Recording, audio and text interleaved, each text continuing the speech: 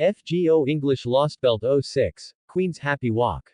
Morgan let out a soft breath and chuckled lightly, a hint of amusement breaking through her composed expression. Are you being a jest, Sir Jinwoo? Because you're teasing, it makes me smile, even when it shouldn't. Jinwoo extended one hand calmly, his fingers making a slight, elegant gesture. Walk with me, my queen. Morgan Le Fay raised a brow, her smile subtle, but her tone wry. Hey, I really hate letting someone else take the lead, she said softly, but, she stepped forward, brushing past Bao Bin Sith, I'll accept your offer. I wish to walk with Sir Jinwoo privately. Barguest gave a slow nod, stepping aside with a quiet grunt of acknowledgement. Bao Bin Sith gave a playful shrug and stepped back as well. Without a word, Melusine launched upward, wings unfurling as she flew into the air. Her sharp gaze scanned the surroundings from above, taking her place as the queen's personal skyguard. And so, Jinwoo and Morgan began to walk, just the two of them. And so, Jinwoo and Morgan walked side by side through the quiet streets of Camelot, the remnants of the tournament still fresh in the air. The skies had cleared, but the tension lingered, a mixture of awe, fear, and silence from the citizens who dared not meet the eyes of the dark figure beside their queen. Jinwoo glanced around the city with detached calm. The fairies, they didn't even dare to look at me. Morgan gave a light laugh under her breath.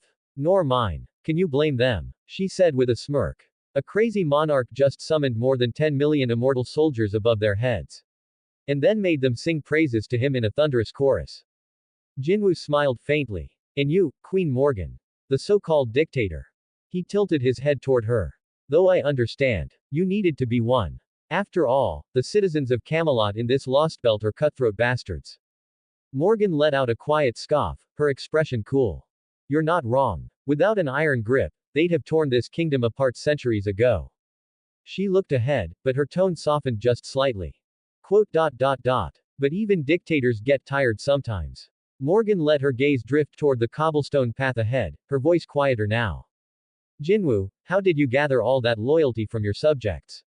I've ruled for so long, and yet, I've never achieved anything close to that. She glanced at him from the corner of her eye. Your life, I'm sure, is younger than mine. And still. Jinwoo answered without hesitation. 80. At least. He didn't elaborate, his tone flat. Morgan's brow lifted slightly. You died once, didn't you, Jinwoo? There was a long pause. Jinwoo didn't look at her. I don't want to talk about it. The silence that followed wasn't awkward, just real. Morgan didn't push. She only walked a little slower, matching his pace perfectly. Morgan kept her eyes ahead, voice soft but clear. I know you, Jinwoo. You must see something in me, something like what you saw in David. Something that can help solve whatever problem you left behind in your galaxy, right? Jinwoo didn't stop walking. His voice was calm, certain. Even if David, or you, refused to help, I'd still get the problem solved. He paused for just a breath. But a surefire outcome is always appreciated. Morgan let the silence stretch again, before speaking in a quieter tone. You've been alone all this time, haven't you? Just like me. Jinwoo nodded slowly. 80 years, he said. I fought like hell. His voice didn't falter, but it lowered, just slightly. My subordinates are still my subordinates, loyal, unbroken. A longer pause followed. And before that, I had a wife. In my original world. He looked ahead again, his gaze distant. But that place is, elsewhere now. Morgan narrowed her eyes slightly, her voice a touch more personal now. So, is she dead? Are you alone now? Jinwoo exhaled faintly. She's very much alive. Healthy, too. He glanced sideways, letting the next words land with quiet amusement. Sorry to break your expectations, first wife position's already taken. Morgan puffed her cheeks slightly, clearly not used to being on the receiving end of that kind of tease. Without warning, she reached out and tugged Jinwoo's cheek with one hand, a mock glare on her face. Traitor. You should be executed for that. I demand compensation. Specifically, headpats. Jinwoo blinked once, then gently placed a hand on her head and patted. Not rushed. Not mocking. Just a slow, quiet gesture.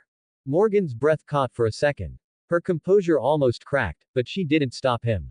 The warmth of his touch lingered, and her face flushed ever so slightly.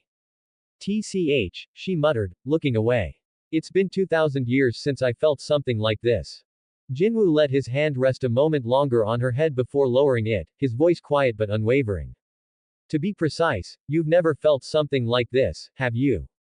Your whole life, you've worked to keep everyone safe. To carry everything alone. Morgan turned her face toward him, half defiant, half curious. What do you know about me, Jinwoo? It's like, you read me like a book. Instead of answering with words, Jinwoo stepped forward and pulled her into a gentle, romantic embrace. His arms wrapped around her, not forcefully, not hesitantly, just present. Solid. You've fought an unwinnable battle your entire life, he said near her ear. And you're tired. Not just physically, emotionally. You've been running on empty for centuries.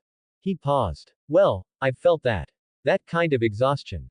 Then he leaned his forehead lightly against hers. But the good news is, you're not alone. You still have your subordinates. You still have people who believe in you. Morgan's breath was soft. Her voice came out barely above a whisper. Jinwoo, before you became the Shadow Monarch, did you have a life? Was it terrifying? Jinwoo didn't move. I killed everyone in my universe, he said simply. Every last being. For eons. So the next universe, the next law of existence, could be born. I even killed the god who ruled the throne at the end of all things. The weight of his words hung in the air. And for once, Morgan said nothing. She just wrapped her arms tighter around him.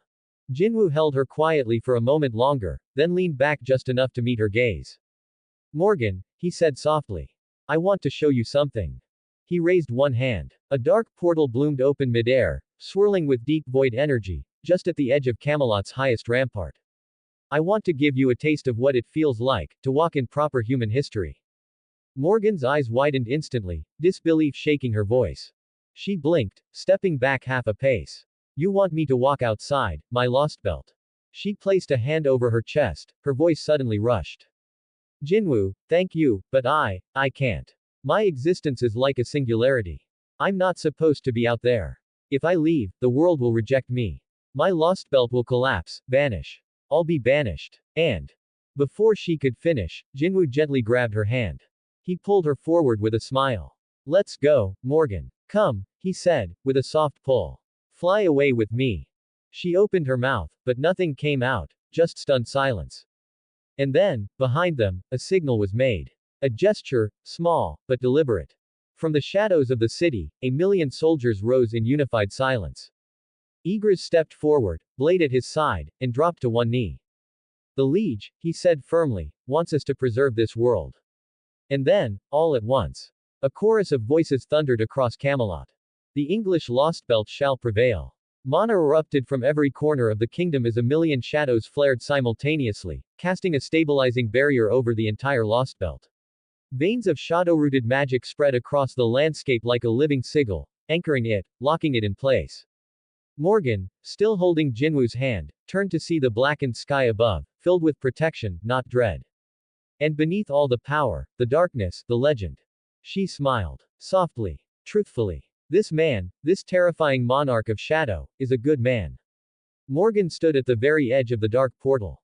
The swirling shadows parted like a curtain as her foot crossed the threshold, her heel touching down on the snow-covered soil of England for the first time.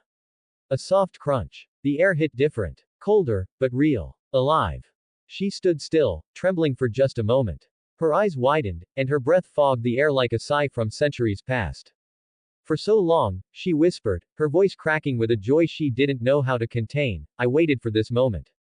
She took another step. And another. Then she dropped to her knees. Is this what it means, to be free? She murmured. Is this what it means, to exist, in the world? Her fingers trembled as they touched the snow. She laughed. Just a little, breathless and stunned.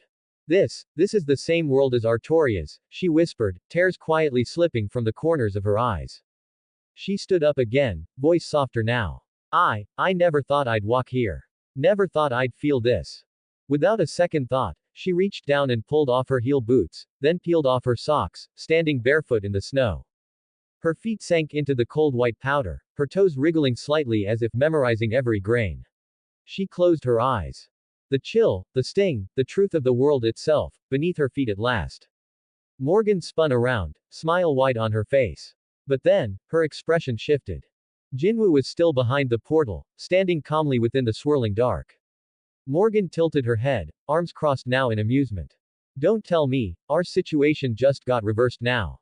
She gave a light smirk, brushing her silver blue hair from her face. I'm the one walking in a real world now, and you're the one behind the veil. She extended her hand toward him. Come on, Jinwoo. Walk with me again. Jinwoo stood at the edge of the swirling portal, shadows whispering around his frame like old secrets. His gaze didn't meet hers at first. Instead, he looked up at the gray sky above her, then to the white snow at her feet. Number, he said finally, calm and measured. Not that I'm hesitating. It's just, this world. It's alive, right? He glanced toward the distant horizon. Gaia has sentience, doesn't it?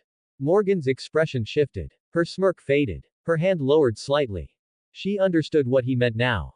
Jinwoo's existence, his overwhelming force, his unnatural presence, it wasn't just powerful.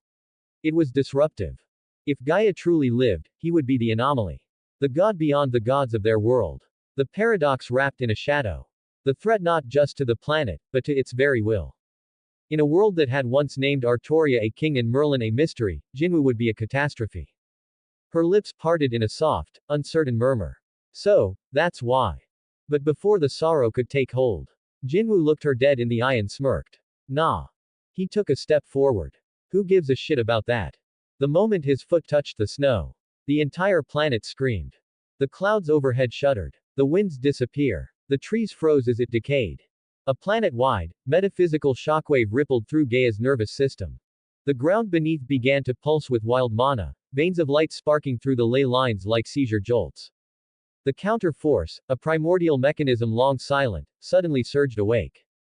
Emergency. Catastrophic emergency. A being unrecognized. A scale not accounted for. A presence that bypassed conceptual rejection. Even the root groaned, sensing a distortion that shouldn't exist within reality's rules.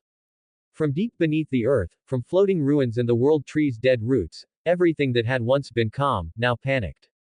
Jinwoo casually looked around, unfazed. TCH. So dramatic.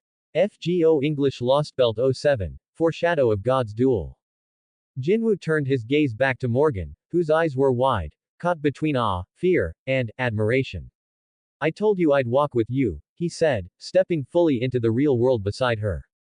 Jinwoo stood calmly beside Morgan, hands in his coat pockets, glancing at the frozen sky and twitching mana lines across the earth like it was a slow morning stroll. How about you reveal yourselves, yeah? He said with that same amused tone. The moment he spoke, shadows flickered and dissolved around them, revealing figures who had been watching from afar, hidden behind ancient magecraft and divine permission.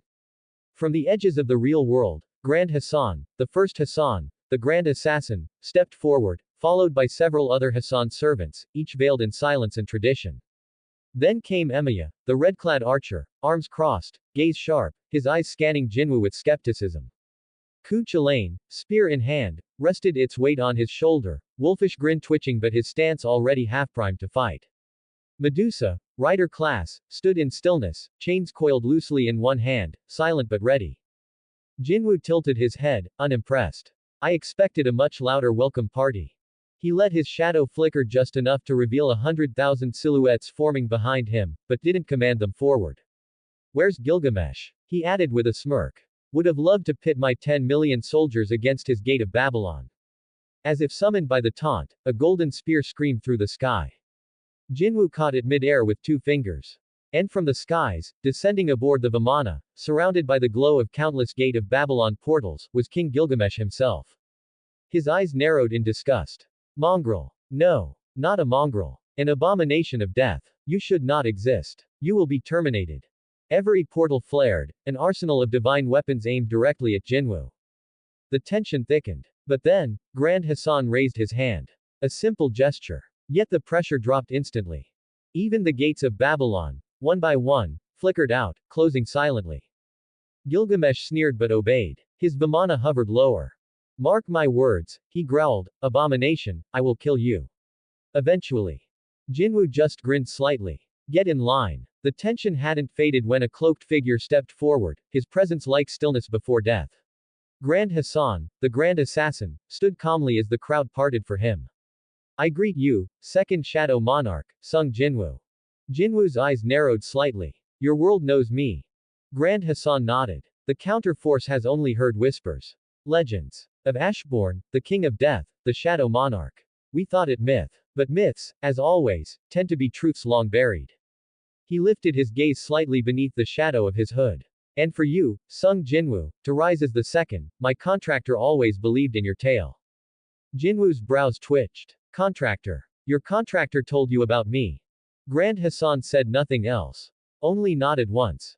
But Jinwoo, he now felt it. Before he could press further, a pull struck him. A heavy, unmistakable presence. It wasn't magical, it was personal. His gaze snapped away, far beyond the assembled crowd. Past the broken skyline of Camelot. Beyond the edge of the corrupted ley lines, until it landed on the highest balcony of Chaldea. Standing there, still as a statue, was Ritsuka Fujimaru. Far away, but not unreachable. His left eye glowed faintly with the Ewig-Kate formula, the curse of timeless continuity. His right eye shimmered with the Vonu Mana's blessing, a trace of the same power that once belonged to Jinwoo's first life under Shinga, the first Hado god, Mitra. They didn't move, didn't speak, didn't blink, just watched. For 2 full minutes. A quiet clash in presence. The weight of unresolved history pressed between them. Jinwoo's eyes remained locked on the distant figure. His thoughts stirred darkly. Varharam, my brother. So, you reincarnated as well, inside the body of Gudao. His fingers clenched faintly. Beside him, Morgan turned, sensing the shift in his aura, so subtle, yet thunderous beneath the surface. Jinwoo, you're tense. Like you want to kill someone so badly, you can't breathe. He didn't answer. Not yet. In the sky above, words formed. Not written in magecraft nor light, but in a language older than the age of man. The language of the divine thrones. A message, direct from Gudao, or rather, from the soul within. Take what you need and leave. This is my story. My territory. Jinwoo's response was silent but absolute. A single stroke of darkness swept the air, and symbols from another forgotten tongue emerged beside the first, equally divine in origin, but sharpened by vengeance and clarity. No. I'm walking with Morgan now. Unless you want me here right now, to finish this and kill each other, let's test whose story deserves to remain. With that, his hand extended behind him, and from the shadow rose his sword. Ahura Mazda. Forged in the first cycles. The same blade that had once brought silence to the gods of the first throne. A sword that had ended an era with one swing. At the same time, from the balcony of Chaldea, Gudao's figure moved. The air around him twisted with crushing authority. Behind his back, a massive guillotine construct shimmered into being, ornate, terrible, righteous in form. Yetzira. Marguerite Bois de Justice. A conceptual guillotine that judged not the guilty, but the unforgettable. Ritsuka Fujimaru Gudao stood atop the distant balcony of Chaldea, his eyes sharp, calculating, cold. His hand, still half-flowered from summoning Yetzira, now moved toward his coat. From within, he drew a badge, smooth and black, engraved with an emblem far removed from magecraft or fantasy. Secure. Contain. Protect. SCP Foundation, 05 Command. And beneath it, etched in deep white. 051, the Founder. My next main character fanfic. A title that signified far more than just rank. A statement. A warning. A reminder that Gudao, no, Varharam, had long since surpassed being just a Chaldean master. He had become the architect of another system. A multiversal safeguard and spear, designed to counter anomalies, eldritch threats, and even beings like Jinwoo. It meant one thing. With a single command, the full weight of SCP containment, research, and warfare divisions, and its legion of reality-defying anomalies, could be unleashed. And yet, his fingers hovered, not pressing the activation. He remembered. The pain. The death. The way his soul had been split, scarred, by Jinwoo in another era, another throne. That wound had never healed. But then, Senpai. Senpai. The harsh tension dissolved in an instant. Mashu Kairilight's voice echoed from the corridor behind him, followed by the familiar pitter-patter of light steps. He turned just in time to see her jog toward him, Fu bouncing beside her. The creature chirped with joy as Mashu clumsily punched the air near him. Mash mash mash mash. Fu fu fu fu fu. The little creature responded, mimicking her playful rhythm. Gudao blinked. The shift was jarring. Surreal. The boyish grin returned to his face like a mask worn with care. He pocketed the SCP badge without a word and his Yetzira retracted, his posture relaxing, eyes no longer locked on the distant battlefield where Jinwoo and Morgan walked. He laughed softly, turning back to them. You should have said Muda Muda or Ora Ora. If you're going full JoJo, do it right. Mashu blinked in confusion, then smiled. Senpai. You do read manga between missions. Fu squeaked again, hopping onto Gudao's shoulder. Fu. The founder of the SCP Foundation. The one bearing the implanted part soul of Mercurius, the fourth Hado god. The soul-scarred former hero of the First Throne, just chuckled with his old self again. He said nothing as he walked with Mashu back toward Chaldea. But before entering, Gudao raised one hand. With a casual, almost lazy flick of his fingers. A silent order. Directed at the will of the planet itself. Shut the fuck up. And fuck off from Jinwu's way. Before I turn this entire planet into a multiversal war ground. Back at Jinwu's location, a glow of ethereal writing bloomed across the sky. Formed from the magic veins of Gaia itself. Submissive. He is not a threat. He will not harm the planet. He does not defy the counter-force. With those words, the entire world relaxed. One by one, the servants dispersed. Some faded back into the throne of heroes. Others returned to Chaldea under Gudao's command. Gilgamesh remained last. He stood atop his floating vimana, arms crossed, a glare carved in golden arrogance. TCH. Next encounter, abomination. I will await your death resignation. With that, the king of heroes vanished, his golden portals closing like steel eyes. Grand Hassan, silent as ever, gave one respectful nod.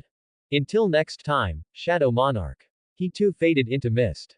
Morgan stood beside him quietly, her eyes scanning his expression. The wind tugged at the edge of her cloak, but Jinwoo didn't move. You look intense, she finally said, voice soft. Is something wrong, Jinwoo? Jinwoo didn't look at her. His gaze stayed locked on the distant balcony where Gudao had stood just moments ago. That direction I stared, he said flatly, is by far the most powerful opponent I've ever had. If we got even one step closer, just one look closer. He exhaled slowly. We would have killed each other.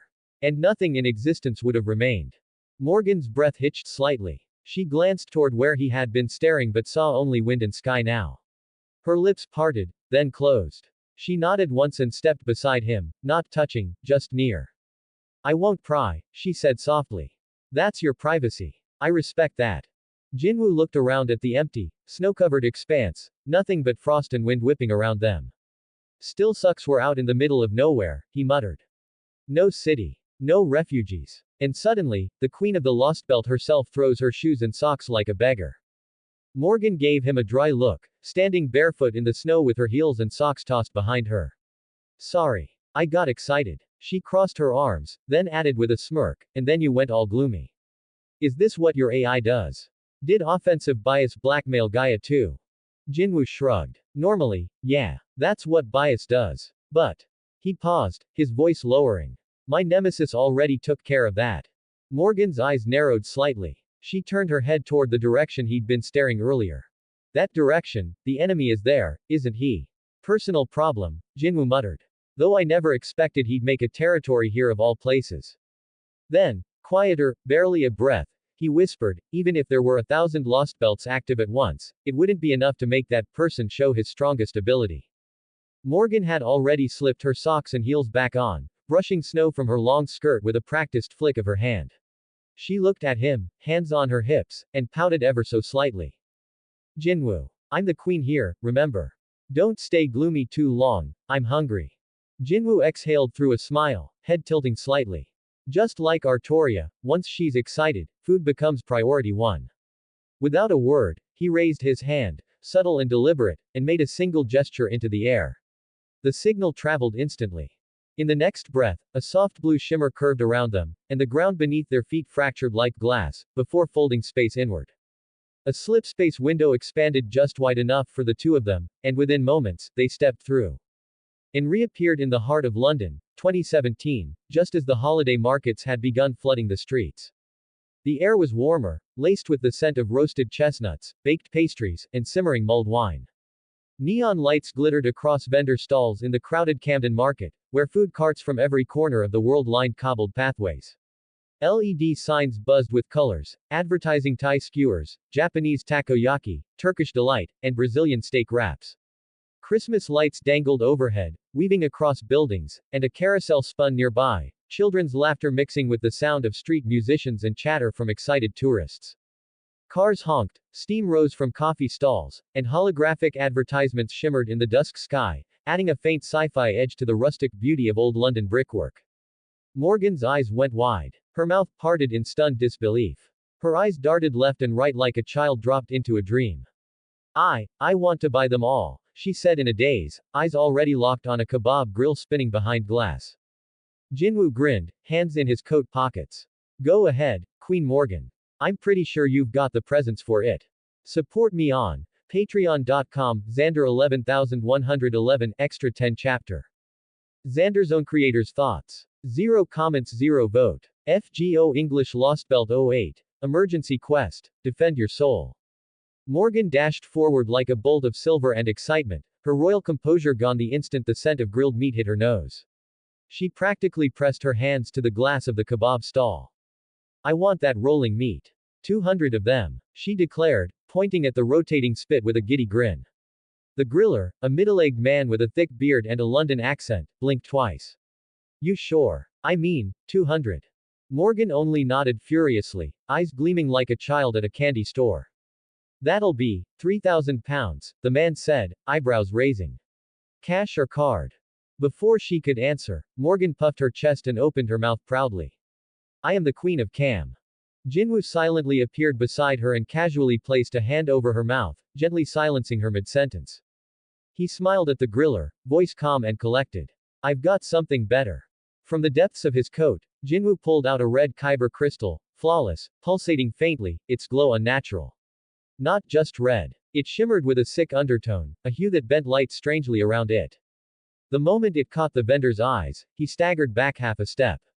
What is that? Jinwoo twirled it once between his fingers. Call it an exotic mineral. Hyperdense. Energy reactive. Extremely rare. The griller stared, mouth slightly open. The crystal shimmered like something alive. It wasn't just beautiful, it was wrong in a way he couldn't explain, like holding a piece of the universe's bad dream. Jinwoo held it out. How about this? You give us 400 kebabs. This is yours. The man blinked, looked at the crystal, looked at Jinwoo, then back at the crystal. You want sauces with that? He asked. Morgan crossed her arms. Each of them. Make the sauce distribute evenly. Jinwoo added, recommend whatever usual folks order. Or whatever you normally serve. If that's what she means. The griller stared at them both for a second, mouth slightly open, then slowly nodded. Give me like 25 minutes. This is a tall order. Without a word, Jinwoo flicked the red kyber crystal toward him. The crystal spun in midair and landed right in the griller's palm. The moment he touched it, his knees buckled slightly. Holy shish, this thing's heavy, he muttered. It pulsed. The glow from within seemed to sink into his skin, like it wanted to burn a path into his memory. Jinwoo leaned casually on the stall counter. I've got another if you finish in 15. The griller's eyes snapped up. 15. Yeah, 15 it is. I'll have it done in 14. Jinwoo walked over to a nearby kebab stall's plastic bench and sat down, arms resting on the table. Morgan plopped down beside him with a dignified thump, if royalty could plop, and looked around the bustling 2017 London food district. Her eyes sparkled at the sight of neon lights reflecting off the glass, people laughing, car horns blaring, street performers juggling flaming batons while music boomed from hidden speakers. This place was alive. Alive in a way her lost belt never had been. She finally broke the silence. Jinwoo, isn't that crystal, like, really precious to you? It looked like it could power a throne. Jinwoo didn't even flinch. I've still got 28 of those red kyber crystals. Morgan turned slowly, eyes gleaming now. Her lips twitched like she was about to say something formal. But she didn't. Instead, she puffed her cheeks, pointed at him, and said with zero shame, I want one. Jinwoo raised an eyebrow. You want one? I want one, she repeated like a spoiled child caught in a candy shop. He tilted his head. You sure? These things aren't toys. They resonate with their user. They react to emotion. If you're too soft, they'll burn you. Morgan crossed her arms and huffed. I conquered my own world, commanded thousands, and rule for 2,000 years without a day of rest. I'll handle a glowing red rock just fine. Jinwoo didn't argue. He reached into his coat and pulled out another red kyber crystal, this one slightly sharper at the edges, still glowing like it had a heartbeat of its own. He slid it across the table. Morgan caught it in both hands, and the moment she did, the crystal hummed. The air around her shimmered faintly as her mana stirred, subtly syncing with the crystal's power. It likes me, she said quietly. It likes your ambition, Jinwoo replied. And maybe the fact that you tried to order 200 kebabs like it was a declaration of war. She looked down at the crystal, smiling like a girl who just got her first forbidden relic. I'm going to name it Queen, she said with pride. Morgan held her crimson crystal carefully between her palms, eyes still shimmering with curiosity. What's its power, Jinwoo? Without speaking, Jinwoo reached into the inside of his coat and pulled out the hilt of his Vectivus lightsaber. Sleek, dark, and minimalist in design, its frame bore faint Sith etchings, an ancient relic from another galaxy, now bound to his hand like an extension of his will. He ignited it with a silent flick of his thumb. Then, FSSSHHHHKKK, a blade of pure black energy erupted from the hilt. Not just dark, black. The kind that swallowed light. The kind that made space itself look pale in comparison. Morgan's eyes widened. You didn't tell me it had that many colors. Jinwoo rotated his wrist once, letting the humming blade cast jagged shadows across the sidewalk before slowly retracting it with another click hiss. I only have black and red, he said, sliding the Vectivus lightsaber back into his coat. Red's easy. I've got plenty of those. And the black? She asked, still staring at where the blade had been. You find one, and you can buy an entire planet. Morgan chuckled, low and dry, her gaze falling to the crystal again. Or conquer it. Jinwoo smirked. Up to you. Morgan blinked. Looked down at her red kyber crystal again like she was reassessing the value of the universe. Then her voice softened. To you, this world, my lost belt, it's just a backyard, isn't it? Just a quiet corner while you come from a galaxy that sounds like a battlefield carved into elsewhere. Jinwoo gave a casual shrug. Nope. Still easy. She tilted her head, surprised. I outmaneuvered everyone, he said, voice calm and flat. The good guys. The bad guys. Doesn't matter. When you're fast enough to see the trap and smart enough to make it look like you fell in, the rest is just cleanup. Morgan stared at him for a long moment, quiet. You're terrifying, you know that. She muttered, but she was smiling as she said it. From the corner, the kebab vendor yelled, 30 seconds, boss. While smoke and sizzling meat filled the air like incense for royalty. Jinwoo smirked. Better save some room, queen. 400 kebabs aren't gonna eat themselves. And right on cue, 15 seconds later, the sound of creaking wheels filled the air. A large metal carriage, polished from years of oil and fire, rolled toward them. Its trays were stacked in precision rows, skewers lined like spears in a war feast. 400 kebabs. Perfectly grilled. Juicy. Glorious. The vendor grunted as he slowed the cart, wiping sweat from his brow. Phew, here you go, milady and Mr. Mysterious.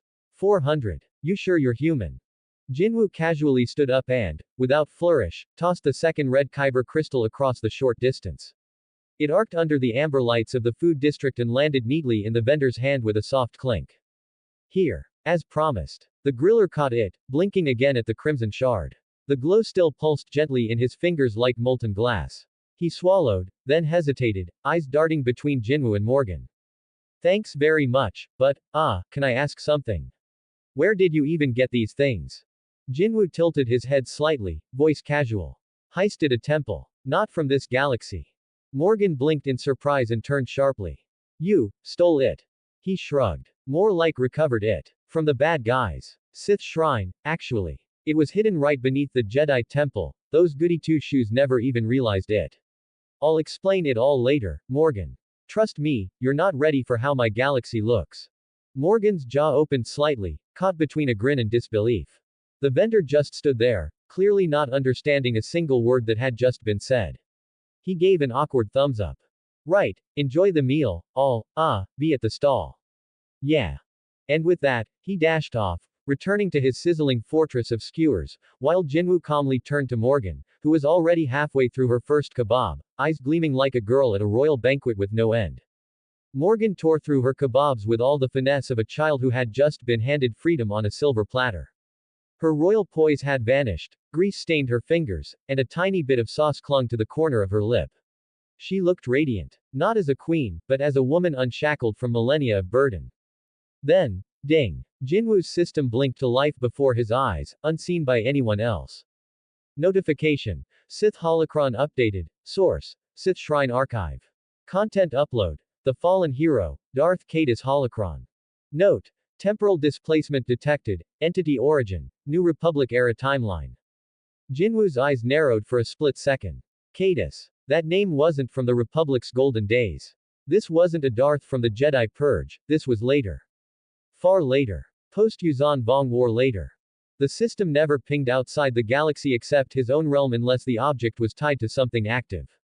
For it to do this now, in the middle of Earth's proper human history, meant someone had either brought it here, or was waking it up.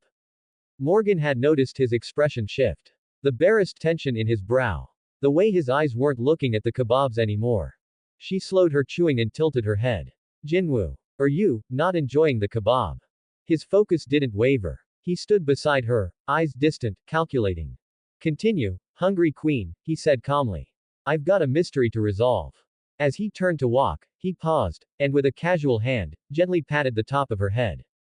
Morgan immediately puffed her cheeks out. You're only allowed to do that if I permit it, she huffed, mock glaring. Jinwoo glanced over his shoulder, smirking faintly. But you like it, don't you? Morgan didn't answer out loud. She just nodded, quietly, and went back to her kebabs, grinning like a girl. 15 minutes passed. Jinwoo remained near, silent. Morgan had devoured a shocking 100 kebabs already, still going strong without hesitation, as if all the burdens of her lost belt had vanished. A queen acting like a freed child. Then, Jinwoo's hand moved. He pulled out a holocron, green in color. Not the deep crimson of a Sith crystal. This one shimmered with a dangerous, sickly glow. Morgan, midway through her 101st kebab, paused. Her eyes narrowed. That triangle, she said slowly.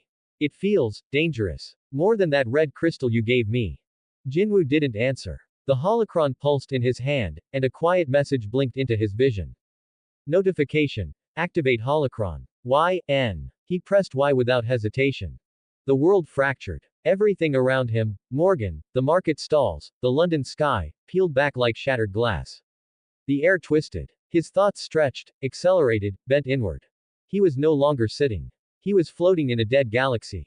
A battlefield suspended between time and memory. A galaxy collapsed inward, frozen in slow-motion decay. Stars blinked in and out like stuttering memories. Moons burned as they rotated unnaturally, caught in shattered orbit. In the center of this void, a ruined Jedi Council chamber hovered midspace, inverted and cracked. Its pillars broken. At its core sat a shattered throne, built from broken kyber shards and fragments of Mandalorian armor. 3 ghostly figures watched from thrones around the chamber, each version of the same man. Jacen Solo. The Jedi, serene but haunted. The Wanderer, robed in shadows, face unreadable. And the Sith, Darth Cadus, eyes burning yellow, a faint smile on his lips. Jinwoo landed soundlessly at the center. As his boots touched the fragmented floor, another system prompt appeared. Warning. Darth Cadus is attempting transfer essence to invade your soul.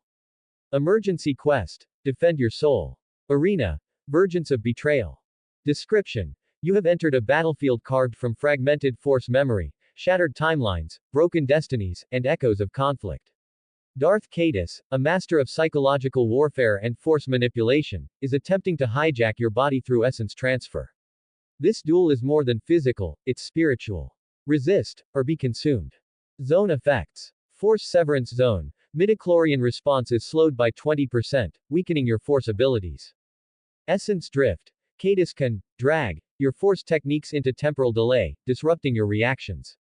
Cadus buffs. Blade phase mastery. If your composure falters, Cadus's strikes ignore 20% of your durability. Dark empathy. The more unstable your emotions, the faster Cadus adapts to your patterns and counters you. Objective. Defend your soul from Cadus as he attempts to overwrite your essence and claim your body as his new vessel. This is a battle of wills, identity, and legacy. Failure. Cadus replaces you permanently, your soul erased from existence. Reward, upon victory. Absorb Cadus's abilities upon his death. Acquire the holocron containing the combined knowledge of both Jedi and Sith from the New Republic era. Gain access to Cadus's hidden contingency protocols. Unlock essence memory. Darth Cadus, legacy of the betrayer. Hidden reward. Jinwoo smiled. He didn't flinch. He didn't hesitate. From his side, he pulled it, his lightsaber, forged from a kyber crystal twisted in truth. The Vectivus hilt gleamed matte black. With one motion, he ignited it. The blade roared to life, black and rippling, edged in violet smoke.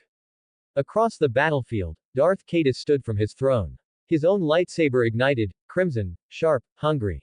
Their eyes met. No words. Support me on patreon.com, Xander 11111, extra 10 chapter. Xander's own creator's thoughts. 0 comments, 0 vote. FGO English Lost Belt 08.5, Duel of Fallen Heroes. Jinwoo didn't even realize it at first, but above them, along the layered balconies of the arena now shaped from fragmented force memory, dozens of chained figures sat. Cloaked. Gagged. Bound in psychic shackles that shimmered with violet script. Magi from the clock tower. Hundreds of them. Faces grim, lips sealed by force law. One of them, though, thrashed harder than the others. His chains flickered. His will, unbroken. Waver velvet. Lord El Meloy too. His eyes locked onto Jinwoo, not with fear, but with recognition. He didn't understand the scene, but he understood power. And what he was watching was a clash of beings not meant for his world. Morgan was also among them. Her silver blue hair damp with effort, struggling against the chains that dimmed even her magecraft. She couldn't speak, couldn't shout, but her hands still tried to form signs. She still fought. And then, Cadus moved. He jumped, not flew, like a meteor launched with will alone, diving from his throne toward Jinwoo with one hand raised high. A streak of green force lightning split the air. Crackling, wild, unnatural. It danced in whips and branches, carrying an aura of fractured destiny. It wasn't just lightning, it was twisted judgment. Jinwoo's answer was simple. His hand lifted. Force lightning. Black force lightning exploded forth. It was roaring. It tore through space like the sound of truth being shattered. It was calculated. Every bolt, every tendril, spun in exact synchronicity. As it marched, the sky between them became a canvas of colliding ideologies. Green against black, Sith against shadow, pain against will. For a moment, Jinwoo's lightning began to dominate. But just before it reached Cadus, everything shifted.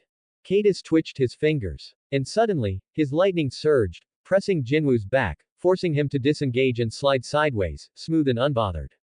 Jinwoo's eyes narrowed. There, behind him, the Jedi version of Jason Solo, his ghost, sat in perfect stillness. Eyes closed. Palms together. Battle meditation. A tactic older than most wars. An echo of the light aiding the dark. Jinwoo didn't even blink. I wonder, if I had clones, could I use that too? He didn't answer himself. Because in that moment, he wasn't analyzing a Sith. Not really.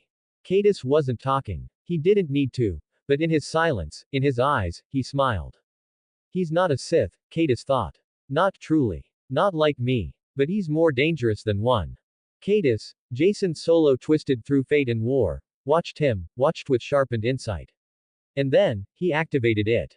The Shatterpoint. A vision technique. The Force's scalpel. A way to perceive the fault lines, the cracks, the weakest point in a target, physical or metaphysical. He scanned Jinwoo, expecting to find something, a hairline fracture in his essence, a trauma he could weaponize, a tether he could exploit. But, there was nothing. Jinwoo stood like a black hole wrapped in silence. The only crack Cadus saw was the possibility that maybe, just maybe, his lightsaber could be broken. Not the man. Just the blade. And still, his instinct screamed. Don't break it. Something worse would awaken. Cadus snarled beneath his breath and switched tactics without hesitation. With a twist of his wrist, another weapon hissed to life, his offhand Shoto lightsaber, smaller, its blade a serrated flare of crimson and silver. He moved instantly, no delay, his body blurring across the ruined battleground in shortrange force dashes that mimicked teleportation. One instant in front of Jinwoo, the next behind. He didn't fight like a Sith anymore, he fought like an animal that had tasted blood and wasn't sure if it was his own. Every strike chained into another. Every third move shifted tempo, unpredictable. His twin blades carved loops in the air, each meant to overwhelm, to penetrate, to break. The force pulsed violently around him. Embrace of pain, his most vicious technique, was now active, roaring inside his nervous system. Every failed hit, every blocked strike, every time Jinwoo brushed his saber aside, it made him stronger. Sharper. His pain was his fuel. Bruised ribs. Strained joints. Cuts that ran along his forearms. They didn't slow him down, they ignited him. But it wasn't enough. Jinwoo didn't move like a duelist. He moved like certainty. His black-bladed Vectivus lightsaber slid through the air with frightening control. He didn't waste a step, didn't breathe heavier. He didn't need to retreat, not once. Every style, every form, seamless. Not practiced. Perfected. When Cadis struck wildly, Jinwoo pivoted and redirected, sword sweeping wide with the simplicity of Shicho. When the attacks narrowed, when the dance became technical, he met it with the elegant counters of Makashi, each movement compact, precise. When the force lightning returned in bursts, green bolts snapping through the broken air, he curled inward, deflecting them in an unbroken rhythm of Sorazu, his blade never leaving a defensive stance for more than a second. And once, just once, Jinwoo leapt upward, his body twisting midair, redirecting gravity with absurd grace as he spun downward. It was Ataru, but deeper, refined beyond logic. When Cadis tried to overpower him, to throw sheer strength at him, Jinwoo slammed back with thunderous ripostes, battering Cadis's twin sabers with punishing precision, gems so honed to devastating effect. And somehow, it all melded into something greater. A quiet, lethal calm. Neiman. The balance of all. Cadis kept pressing. He had to. His twin sabers clashed against Jinwoo's. Sparks lit the battlefield like dying stars shining bright. Cadis's attacks became more desperate, more vicious, but they never landed. Not once. Every flurry of attacks was countered. Every fakeout was predicted. Every trick, already accounted for. And Jinwoo never said a word. He simply watched. Cadis broke the 12th clash with a violent leap backward. His chest heaved. Sweat dripped down the side of his face. One of his arms bled faintly from an overextended parry that had left him exposed, for only a second, but long enough to draw pain. Jinwoo stood across from him. Calm. Silent. His Vectivus lightsaber hummed low and even. But there was a small smile on his lips. Just inevitable. Cadis didn't answer it. He didn't have to. He just tightened his grip on both sabers. Because even a Sith Lord could see it clearly now. This wasn't a duel. This was an assessment. But then, he played his hidden hand. A sniper bolt, sharp as starlight, lanced through from behind Jinwoo. A clean, perfect shot. Jinwoo pivoted just enough to intercept it with his Vectivus lightsaber. The black blade shrieked as it caught the blast and deflected it skyward, but in that fraction of a second, something moved. A palm, unseen until now, wrapped in cloaked silence, gripped his shoulder from behind. The veil dropped. It wasn't an illusion. The Jedi Knight Jacen Solo, one of the 3 thrones Jinwoo had seen, had never been real. The real threat had always been hidden. Watching. Waiting. Calculating. And then, Cadis, the Sith, the darkest iteration of Jacen Solo, unleashed everything. His hands raised, his mouth open in silent fury. From his body erupted a tidal wave of green force lightning, not arcing bolts but an entire sea of it. The lightning twisted into a spear, larger than a fighter ship, rushing forward with the singular goal, annihilation. Jinwoo didn't move. He smiled faintly, his thoughts quiet beneath the chaos. How long has it been since I've been caught off guard? Since I relied solely on the force to end things. Instead of what I really am. He made no effort to stop the lightning. He wanted to feel it. To test the weight of Cadis's hatred. But then, a blur of silverblue crashed between them. Morgan. Mouth still silenced by Vergence law, but her body free, she slammed her black demonic spear into the path of the lightning. The impact shook the dimension. Cracks split across the sky of this false galaxy. Morgan's boots dug into fractured stone, her arms shaking under the sheer current of Cadis's wrath.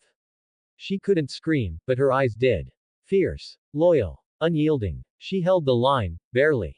But even a Lostbelt king was not a match for a Sith Lord of Cadis's tier. Her stance began to falter. Her body trembling. The lightning twisted past the spear's edges. It was going to break through. Until a blur of shadow tore up from Jinwoo's feet. Beru. The Shadow Ant King lunged upward, claws crackling with power. He didn't roar. He didn't pose. He simply reached out and slashed. One swipe, clean, perfect, tore the green lightning in half. Cadis blinked once more, but said nothing. Jinwoo stepped forward, the faint clink of his boots against the fractured ground echoing with certainty. He reached Morgan and gently placed a hand on her shoulder. The arena's restraints shimmered, then dissolved, like shadows returning to their master. Morgan staggered slightly, coughing, the released pressure hitting her lungs like a drop in altitude. Her demonic spear thudded against the ground beside her as she caught her breath. You all right, Morgan? Jinwoo asked quietly, his voice unusually soft. Morgan wiped her lips, her composure returning, though she winced. I told you, that triangle green crystal was dangerous. Her eyes narrowed as she turned her gaze toward the silent Sith across the battlefield.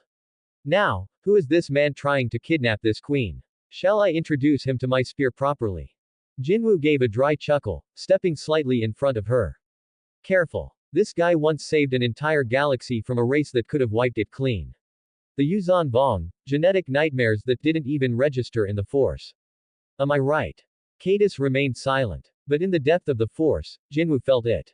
The acknowledgement. The quiet thought from Cadis himself. He knows me. He knows about my mission. Then, the Sith Cadis finally spoke. His voice low and heavy like a verdict. Then you understand. My cause is justice. It is rightful. Jinwoo tilted his head, almost amused. Hey, you can talk. That's surprising. He narrowed his eyes slightly. But I guess rather than having daddy issues like most Sith, you're the son who decided to pick a fight with his own uncle, Luke Skywalker, wasn't it? Cadis didn't flinch. But his grip on the saber tightened. Morgan raised an eyebrow, whispering under her breath, this galaxy of yours sounds like a drama stage with more lightning. Jinwoo didn't disagree. He just smirked. And the black hum of his Vectivus lightsaber still ignited. The arena rumbled. Two separate pathways cracked open across the astral plane, one veering left, another right. A thin fissure of force energy divided them, like the branching choice of a soul. Jinwoo's shadow coiled toward the path where Darth Cadis stood, while Morgan found herself aligned with the other side, where Jacen Solo's Jedi Knight and Wanderer personas stared directly at her. Their eyes weren't hollow. They held resolve. But there was something fractured about them. Jinwoo tilted his head toward Morgan, calm but firm.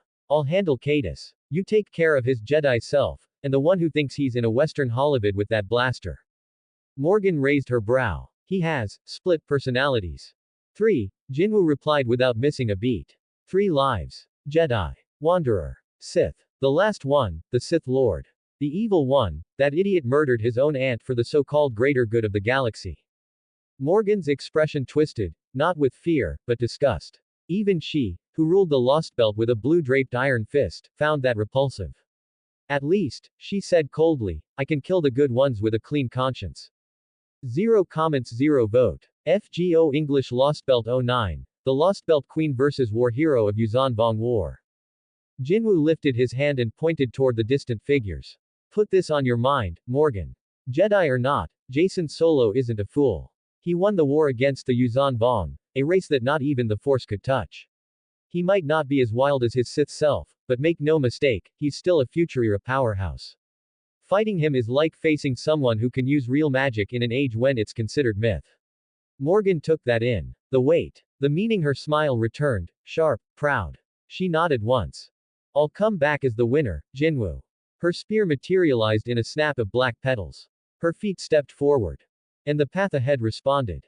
Jinwoo watched her go for just a moment, then turned, his own path humming with the promise of war. Morgan stood at the end of the jagged, floating causeway, face to face with the 2 other selves of Jacen Solo. No one spoke.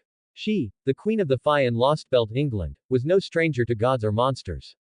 But these 2. They weren't monsters. They weren't gods. They were men. Men who had touched a system just as alien and divine as magic. The Jedi Knight raised his hand without a word. The Force push. A surge, unseen and impossible to gauge, slammed forward. Morgan, instinct razor sharp after watching Jinwoo's earlier duel, reacted not with defense, but with substitution. In a flick of black mist, her body shimmered and vanished, replaced instantly by one of her alter egos.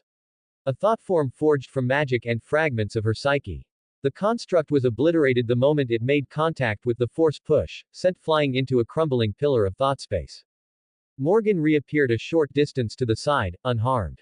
Her brows furrowed, but her focus remained absolute. You're fast, she murmured. But let's see how you deal with this. With a flick of her wrist and a chant that twisted the invisible ley lines of the astral arena, she summoned Rongomyniad, her version of the Lance of the End, a divine construct that once pinned reality to the world's fabric. A spiraling spear of light and law, woven from the metaphysical threads of Britain's soul. She hurled it with a roar. The path behind her split. Time skipped. The spear burned as it cut through dimensions, aimed directly at Jacen Solo's chest. And then, it stopped. An inch before touching his outstretched palm. Not because it lacked power. But because his force halted it. His arm trembled, the skin blistering instantly from the divine heat. But he held it there. The full brunt of her spear of reality, held back by nothing but raw control and will. A second later, his wanderer self stepped behind him, eyes glowing faintly, lips whispering ancient words. Battle meditation. She recognized it now. He wasn't alone. His focus, sharpened. His presence, bolstered. You're kidding me, Morgan muttered, lips twisting in disbelief. My spear, she said louder now, her voice shaking slightly with rage and awe, burned down a fantasy tree. And you, halted it with a hand. The spear dissolved in golden sparks, falling like stardust. Morgan stood there, boots pressed against the fragmented causeway, golden stardust still trailing off her now dissolved Rongomyniad. The force-wielding enemy had done something no mage, no god beast, not even a fantasy tree had ever accomplished, halted the spear of the end. Her hands trembled not in fear, but in recalibration. The force can destroy a planet's surface with one attack, Jinwu had said back in the cryptor chamber. She hadn't taken it seriously then. Not completely. But now, standing here with two versions of Jason Solo appeared before her eyes now she believed. For the first time in my life, I question myself, she thought, her eyes narrowing, heart steadying. What would I even be, in Jinwu's galaxy? Probably a side character. One of those forgotten queens who gets struck by a giant bolt of lightning and written out in the next chapter. And yet, she smirked. Because even if that were true, she wasn't going down quietly. A faint shimmer rippled through the air as both versions of Jason Solo, his Jedi Knight self and his Wanderer self, vanished with Force cloak. Not a sound. Not a trace. No magical signature for her to read. No leyline disruption. Just, gone. Her eyes darted left. Then right. Where? She snapped her fingers. 10 alter egos burst into being around her, spiraling in a formation, each a mirror of herself drawn from thoughtform and magecraft. They floated, walked, twirled, eyes gleaming, acting on her instincts without delay. If either Jason intended a stealth attack, they'd find themselves ambushed by a queen with 10 bodies and only one rule: survive. Should I use my throne replica? Her hand hovered near her chest. The throne, roadless Camelot, was her ultimate field, a sealed, reconfigured version of Camelot's divine core. A nightmare made from her ideals, where she reigned absolutely. But no, not yet. Not until she saw how they'd strike. Not until she knew where they were. Despite the silence, she relaxed her stance just a little. Lightning, she thought. From what I saw, Jedi don't use it. Only Sith do. Morgan's boots shifted lightly against the ground, her senses narrowing as she caught a strange pull. Something west of her, something subtle, almost imperceptible. Her eyes flicked toward it. She didn't know why. Her body moved instinctively, but her mind questioned it. That wasn't strategy. That was impulse. Did I just react to nothing? Her brows furrowed. No. That's not how I fight.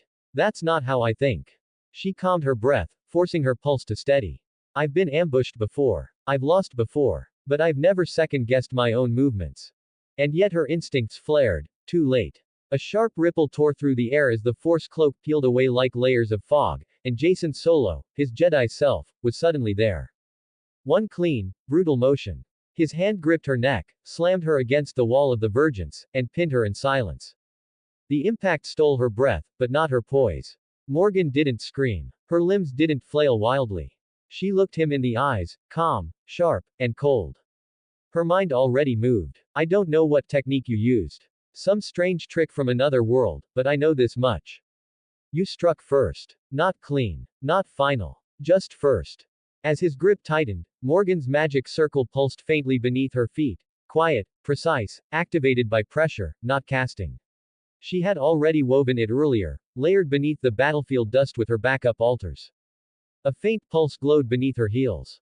Her own magecraft, built in layers, hidden in her footsteps. Activated by pressure, not hand signs, not incantations. Silent. Waiting. Her left hand twitched. The signal was made. 10 alter egos, her thought-form constructs, ignited into being with spectral howls. They lunged toward Jason Solo, blades and blasts coming from all directions. But in a blink, red flashed. Blam blam blam blam. Blaster bolts split the field. From the other side, Jason's Wanderer self sniped each one mid-charge. They shattered like glass, fragments of magecraft vanishing in smoke and color. Jason, the Jedi version, smiled as his green saber ignited with a hiss, rising to slash down Morgan before she could move again. And Morgan. She smiled too. The ground shifted. A sheet of water surged upward beneath their feet like rising glass, mirror smooth, blindingly bright. Both Jason Solos, the Jedi and the Wanderer, were caught. The water curled, hardened, and wrapped into a vertical sphere, a mirrored dome that swallowed them whole. The Jedi slashed against it. The Wanderer fired his blaster. Neither made a dent. From the outside, Morgan stood tall, brushing off her cracked shoulder with casual disdain. That's the water mirror. Normally, it's meant to banish attacks threatening Camelot. She rolled her neck with a satisfying pop.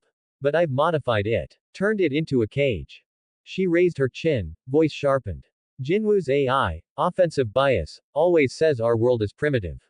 Weak. That everything we do is beneath proper logic. She took a step forward, eyes locked on the reflection of Jason Solo as his mirrored form pressed against the inside of the cage, still trying to cut his way out. Now I'll ask you both, Morgan whispered, venom in her tone. How does it feel to be beaten by a world more backward than yours? Inside the mirrored prison, Jason Solo, the Jedi self, finally spoke. His voice reverberated oddly through the water-like barrier. For a Queen of Britain, or rather, this Lost Belt version of it, he said evenly, you keep fighting, even though you know you'll lose in the end. Morgan's expression faltered for half a second. She stepped back, eyes narrowing. How does he know that? She thought. The only one who's ever said anything close to that, was Jinwu. Even then, I never spoke it aloud. Her gaze darkened. Jason raised his hand within the barrier. The force rippled from his palm, not with aggression, but with immense precision.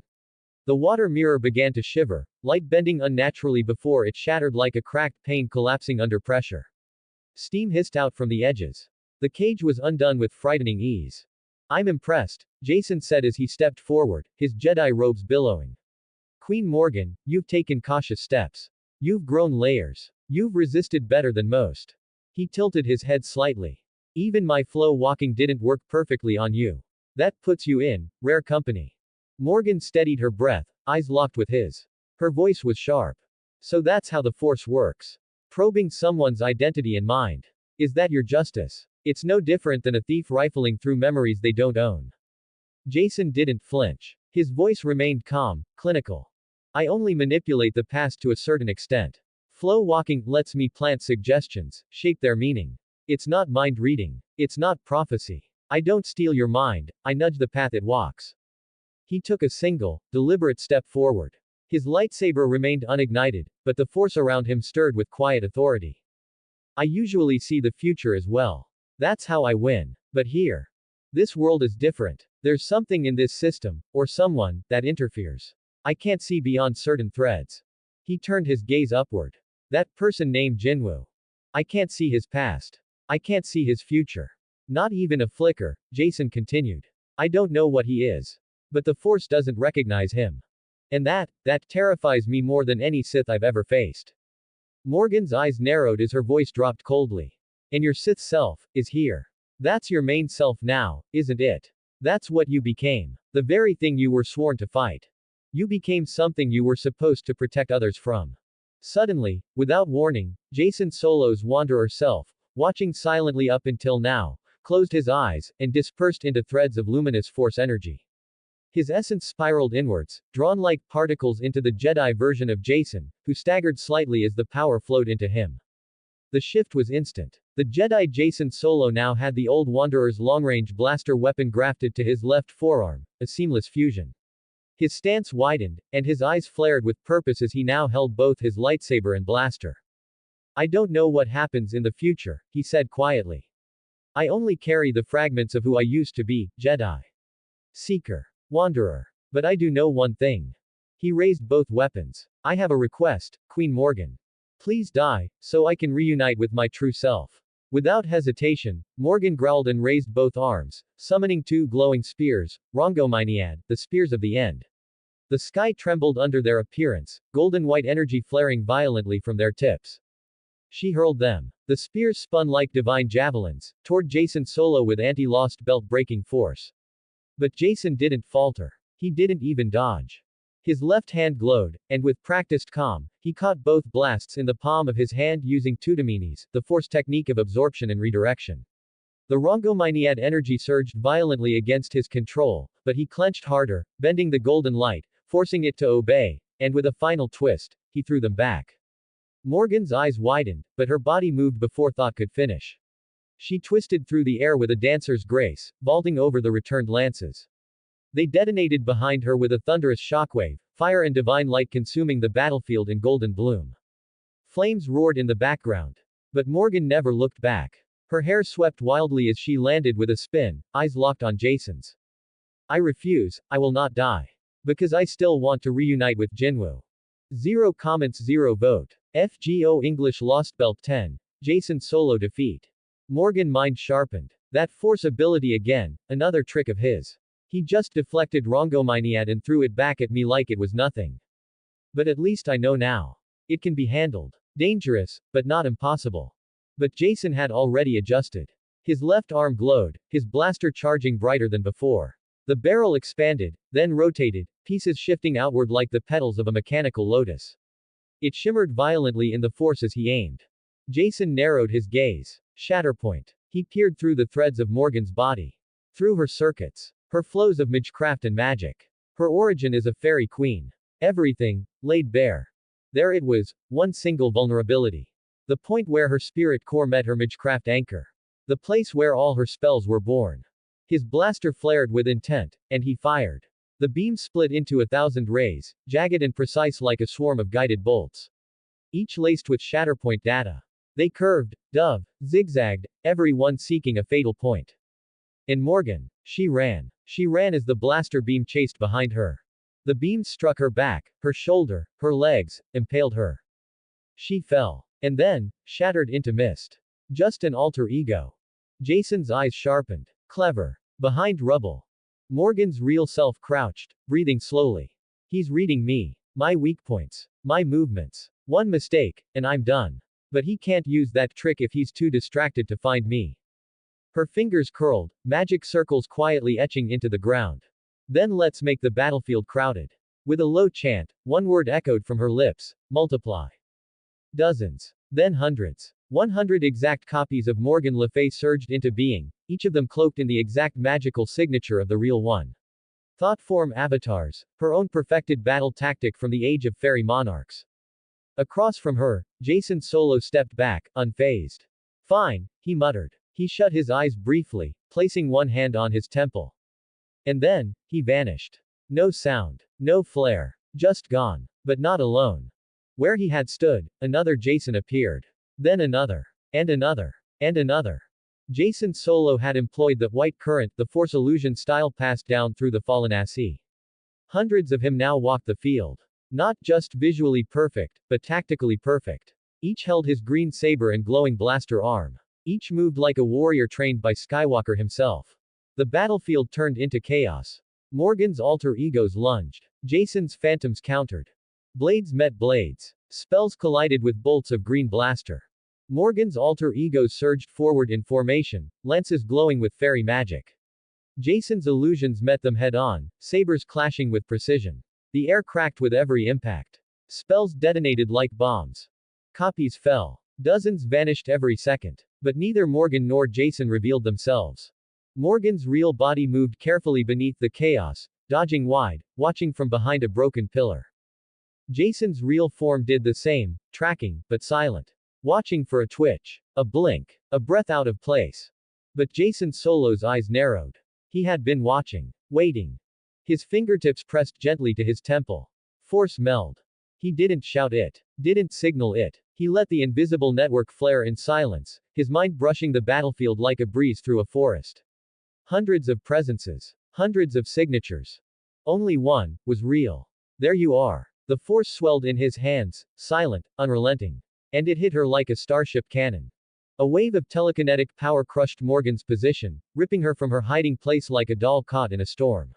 Her back slammed through one pillar, then another, then a third.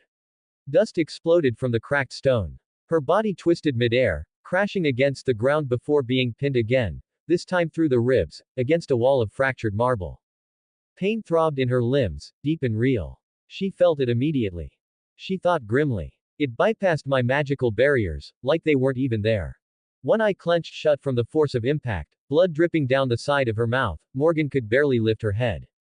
And Jason Solo approached, silent at first. Measured. His green lightsaber still hummed at his side, casting eerie light across the jagged battlefield.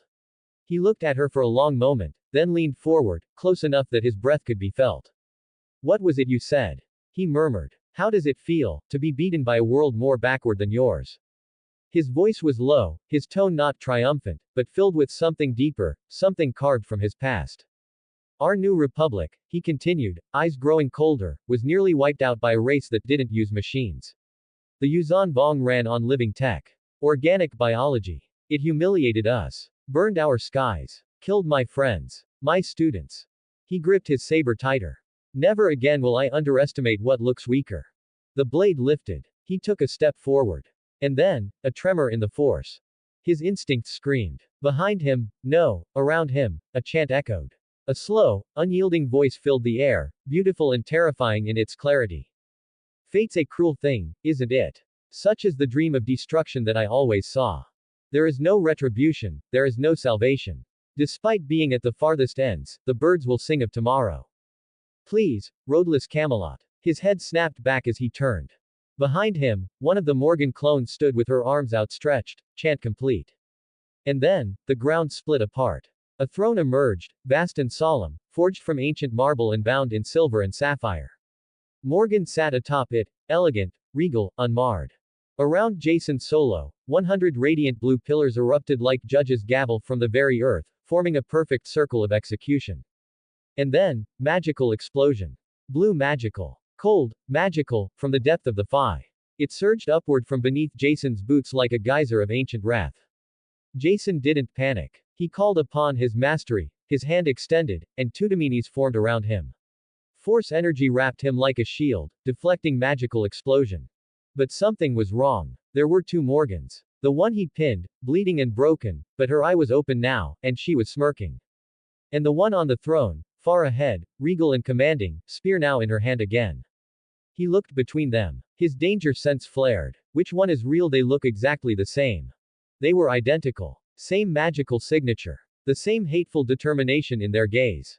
And then the one in his grip, the wounded Morgan, suddenly shouted. Rongomyniad. The spear exploded into existence in her hand, only this time, it wasn't the sleek, elegant weapon of fairy tales. It was a continent-sized monolith of Camelot wrath. The spear's mass tore through space. Morgan poured everything she had, every inch of her magic, blood, and soul, into the construct. It roared toward Jason. Jason barely had time to raise his hand. Tudaminis surged, green force energy wrapped around him. He pulled deep from his core, from his nerves, from instinct, from the force itself. But it was too much. Because he had never discharged the blue explosion absorbed from Morgan's earlier attack, meaning now two opposing energies clashed violently inside his body. And then he realized it. Behind him, where the throne had been, nothing. Just fading magical residue. A final alter ego collapsing into dust. He looked at the woman before him, the bleeding one still pinned, her eye wild with fury and pain. And her own throne was now manifesting behind her. The real one. Jason's lips curled in bitter admiration. Hey, I got tricked. The real one was the pinned queen all along. The throne, the fake, that was her trump card. A spell to distract. To bait me. I lost, because I underestimated my enemy. Again. The Rongomyniad descended. Jason's body lit with green energy. He poured everything into Tudaminis, drawing deep from the force, even as smoke hissed from his shoulders and the floor beneath him cracked. Morgan roared as the throne behind her ignited in brilliant blue explosion. The roadless Camelot released its full fury. One final surge. The blue magical explosion reached to the sky and scorched the arena itself. The clash exploded at the midpoint. Light swallowed everything. The battlefield cracked. The pressure alone flattened the land, sent dust flying miles upward. And then, half the arena was gone. Morgan lay sitting amid fractured stone, her breath ragged. Her clothes scorched, her left arm missing entirely, ripped from the blast.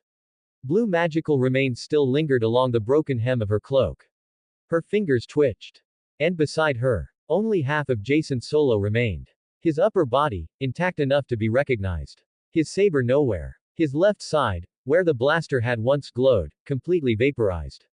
He was slumped, burned, still half-conscious, eyes dim yet focused on her. TCH. Morgan didn't gloat. She didn't speak. She simply leaned back, head tilting toward the broken sky. I did it, Jinwoo. I'm still here. And Jason, barely able to move, smirked faintly through bloodied lips.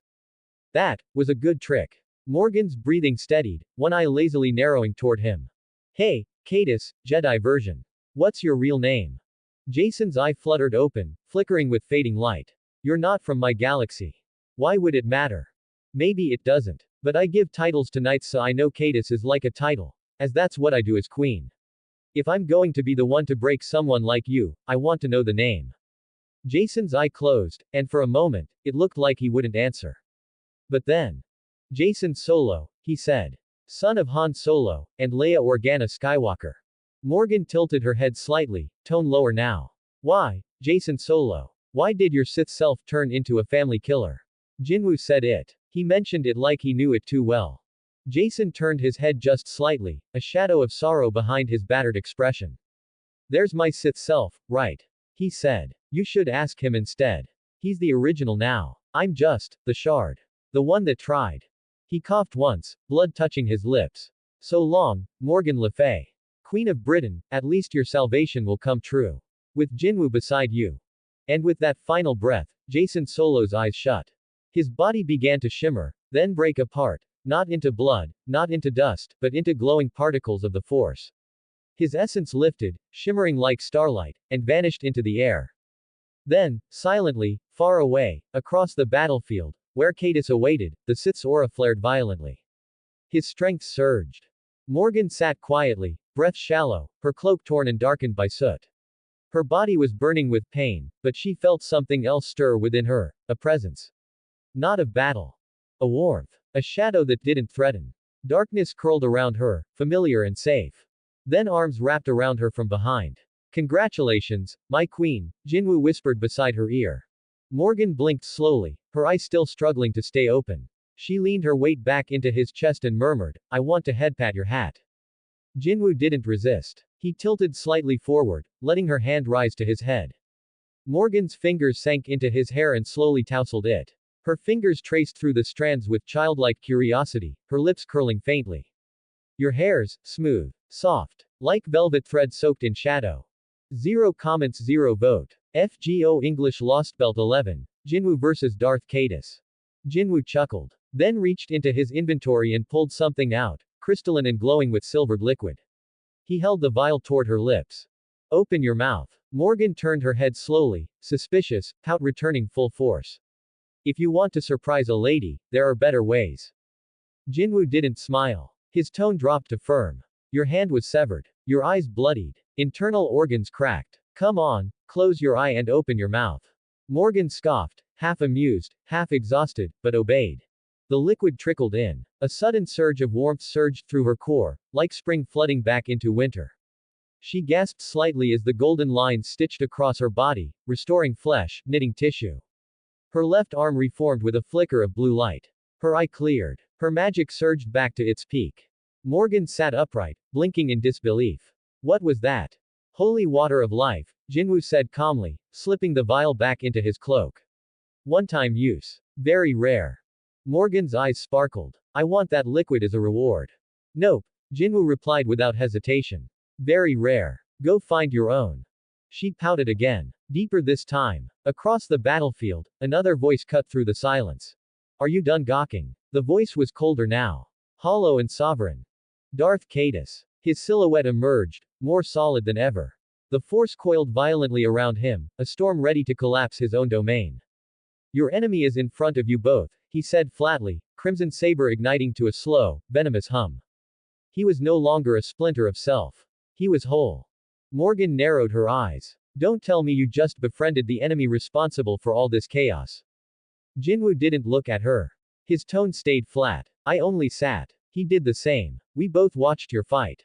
Cadus nodded slowly. And I must say, I'm very impressed. You tricked my Jedi self with brilliance.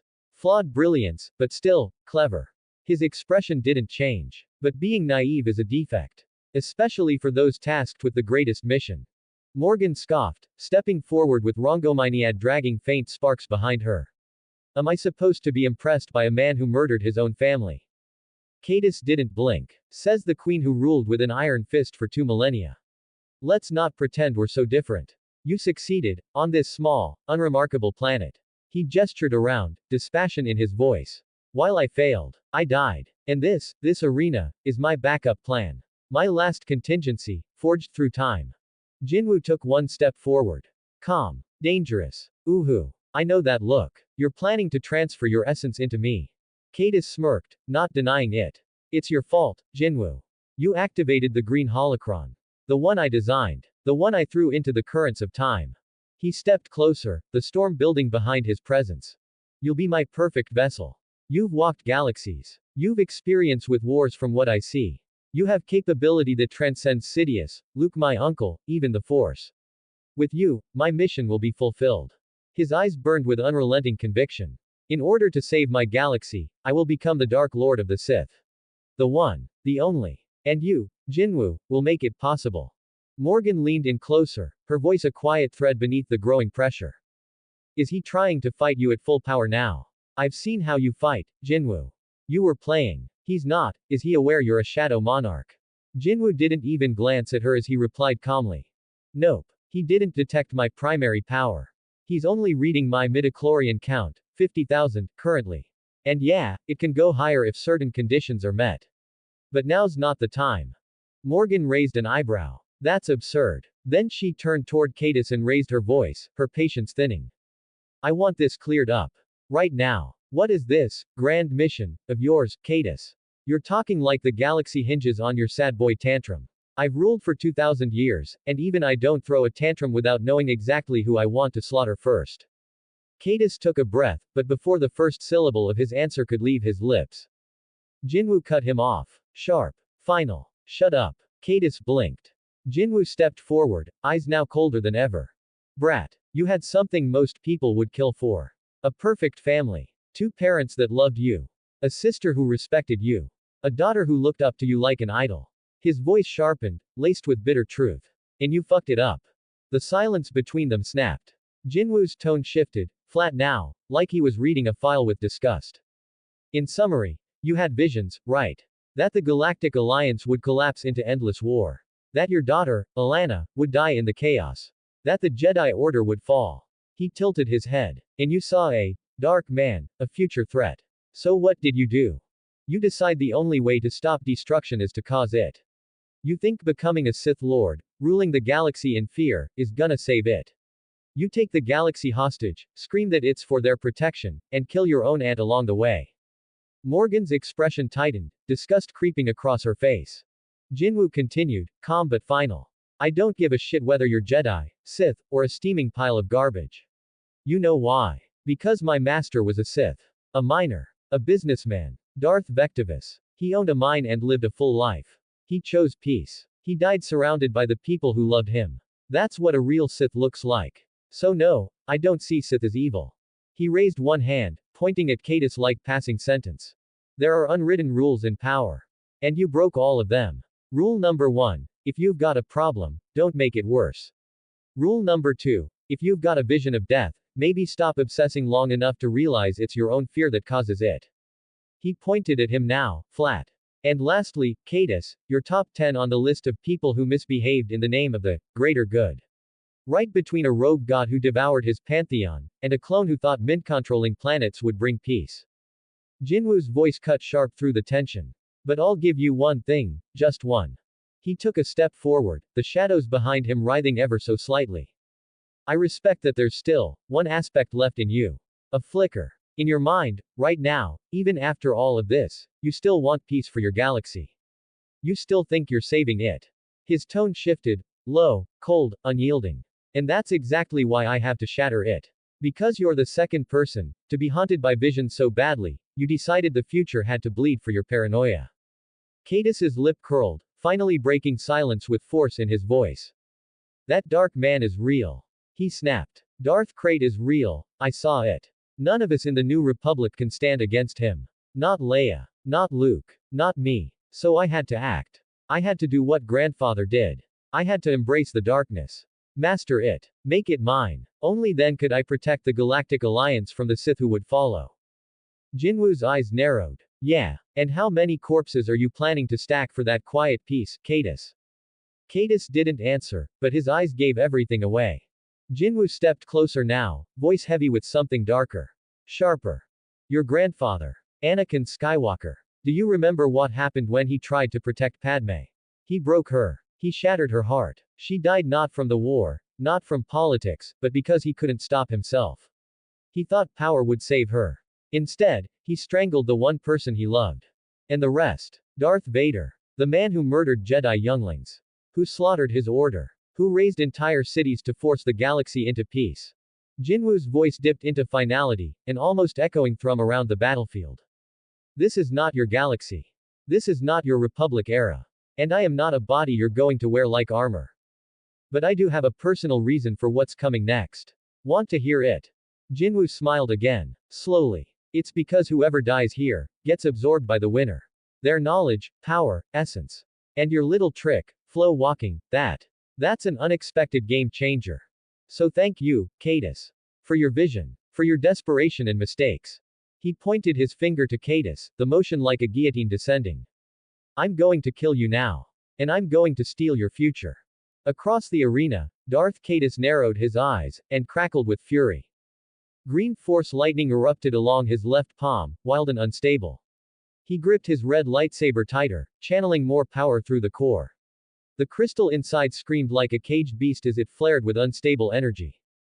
That's what my aunt said, Cadus muttered. Right before I killed her. His voice deepened with memory, venom curling at the edges. She said it was for the future. For her son, Ben. But you. His gaze locked on Jinwoo, like a predator measuring the distance for a final pounce. You're insane enough to steal mine. The power around him surged violently. Cracks in the ground formed at his feet. Air shimmered under pressure. For someone with that many midichlorians, Cadus sneered, your skill is beneath mine. Morgan, from her position at the edge of the arena, felt the sudden shift. The dark tide rising. Her heart tensed, too sharp, too instinctive.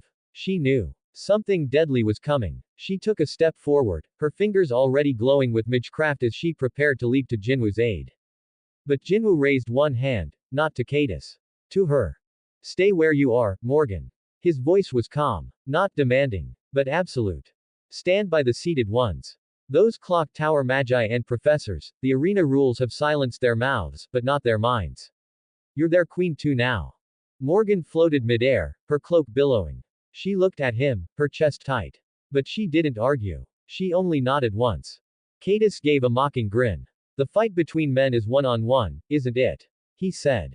Jinwoo shrugged. Huh. For someone trying to hijack a body, you actually understand one of the unwritten rules. He tilted his head slightly. That's progress, Cadus. That's great. Morgan rose higher, hovering above the arena like a guardian queen, her eyes never leaving Jinwoo. Don't die, Jinwoo, she said. Her voice carried weight like spellcraft itself. We still have our queen's walk to finish. Jinwoo didn't flinch under the searing weight of Cadus's rising pressure. He simply raised both hands, and summoned them. Kamisha's wrath. The twin daggers dropped into existence with an eerie hiss, their presence distorting the very air around him. Light orange, glowing blood red along the edges, with hilts of cold gray. The thinner dagger shimmered with a black blade guard, the thicker one gleamed with a golden one. The energy pulsing from them wasn't force-based, it was something else. Ancient. Primordial. Unrelenting mana. Morgan's breath caught for a moment in the sky above. Cadus tilted his head and scoffed. You're not even going to pull that Mandalorian-forged black saber of yours. You think a pair of daggers is enough. That won't even me out. Jinwoo exhaled slowly, his voice calm and cutting. I'm not a Jedi. Even a Sith. He rolled his shoulders once. Just and shrank Hunter. Before the last syllable left his mouth, he vanished. A sonic boom followed. Cadus's eyes widened. Jinwoo was suddenly there. Directly in front of him. Close enough to touch. What? He can move fast as me without using the force. 0 comments 0 vote. FGO English Lost Belt 12. Jinwoo vs Cadus 2. Instinctively, Cadus swung his crimson lightsaber in a deadly arc. But the slash met Kamisha's wrath, steel and plasma clashing with a shriek of physics protesting. And then Cadus felt it. What is this weight? His muscles screamed. His body was pushed back from the impact alone. His legs dragged across the stone. It wasn't just a parry, it was a force of gravity crashing into him. The daggers weren't normal. They're heavier than they should be. It's like, his thoughts flickered. A star destroyer. The weight of one is behind that blade. What is this weapon? Jinwoo didn't let him cool down. With a twist of his wrist, his left hand moved, and behind Cadus, the air warped into a singularity. A gravitational howl erupted as the ruler's authority activated. A black vortex swallowed sound behind Cadus, the pull of 1,000 collapsing suns dragging him backward.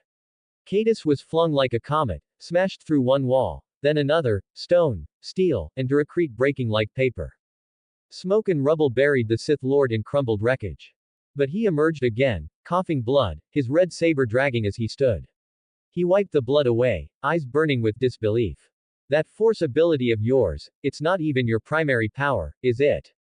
Cadus growled. We Sith live by the force. But you, what the hell are you? Jinwu simply tilted his head, calm and composed. Maybe try using your flow walking. See if that tells you anything. Cadus sneered, but inside, the frustration rose again. Bullshit. I already tried. The flow walking shows nothing. No timeline. No memories. No roots. All it gave me was Morgan's lost belt, and this damn primitive world. Jinwu let the words hang as he dismissed Kamisha's wrath, the twin daggers dissolving into nothingness with a shimmer of orange light. With one smooth motion, he reached behind his back, and pulled free a weapon more fitting for the arena. The Vectivus lightsaber. And when he ignited it, FWOOM, the blade roared to life. A pitch-black saber, flickering with violet at the edges. Cadus narrowed his eyes. Are you mocking me now, Jinwu? Jinwu's gaze didn't waver. Yeah, because you're weak. Cadus's brow twitched. But Jinwu was already deep in thought. The quest system probably has a hidden condition, he mused, a special reward for finishing him off using force or lightsaber. Tougher, yeah. But if I want to exploit it fully, gotta work for it. He's a trickster type. But hot-headed. Just like his grandpa, Vader the youngling killer. Cadus snarled and pressed a hand to his chest. With a low hum of green energy, he began to heal, pulling his broken bones into place, sealing the ruptures. The force coursed through his limbs like hot iron. But even that wasn't enough. Jinwu's ruler's authority had done something deeper. The pain still lingered, like his body was forever being dragged inward by a gravity that wouldn't let go. Fine, Cadus hissed. Let's crowd this battlefield. He threw his arms wide, and the air turned green. Dozens, no, hundreds, of specters erupted around him. Force phantoms, a sea of translucent warriors in tattered armor and forgotten Jedi robes, weapons raised. Each one glowing a faint green, their eyes hollow. Ghosts of past wars. His own haunted battalion. Cadus pointed forward. Charge. The spectral army lunged, blades, pikes, sabers, all raised high, rushing across the battlefield like a phantom flood. Jinwu didn't move. He merely raised a hand, calm and open. And then, FWWOOM, not from shadow. Not from darkness. From the force itself, a ripple surged outward. Tearing open a veil of calm, a great rift cracked the air behind Jinwu. And through it came his own force phantoms. Blue-black in color, but unmistakably born not of his Shadow Monarch legacy, but of the training passed down from Darth Vectivus himself. Force constructs. Echoes of power shaped by discipline, clarity, and mastery. Specters that moved with weightless confidence, guided by Jinwu's honed instincts.